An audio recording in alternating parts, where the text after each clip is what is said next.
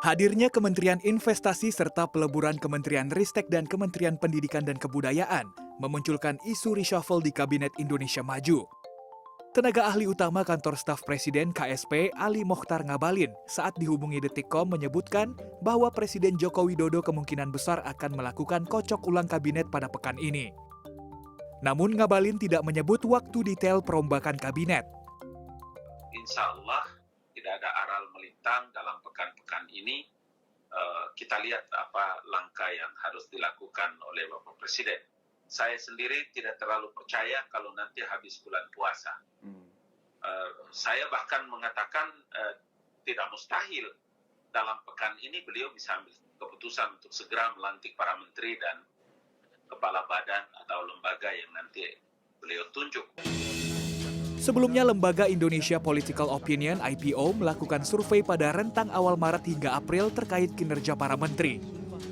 Melibatkan 1.200 responden dengan sampling error 2,5%. Hasilnya adalah sebagai berikut. Kementerian Sosial dianggap publik sebagai kementerian yang paling populer.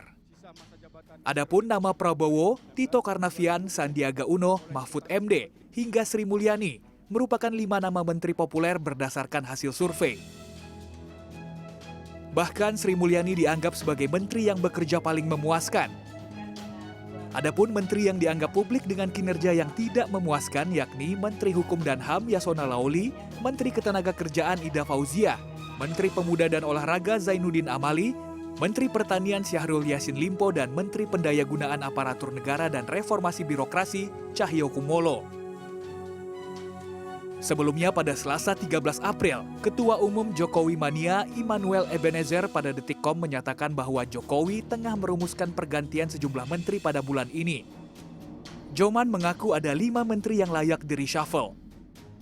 Kelima menteri yang dinilai layak diganti adalah Menteri Pertanian Yassin Limpo, Menteri Agraria Sofyan Jalil, Menteri Komunikasi dan Informatika Johnny G. Plate, Menteri Perdagangan Muhammad Lutfi, serta Menteri Sekretaris Negara Pratikno. Sementara itu, pengamat politik dari Indonesia Political Review, Ujang Komarudin, menyatakan bahwa reshuffle merupakan sebuah keniscayaan. Nanti orang yang kinerjanya bagus dianggap jelek, orang yang kinerjanya jelek dianggap bagus. Ini yang disebut penilaian politis. Oleh karena itu, dalam reshuffle ini penilaian objektif, penilaian kinerja itu menjadi penting. Agar apa? Agar tidak sentimen. Agar apa? Agar tidak mengganti menteri yang kinerjanya bagus gitu. Ini yang perlu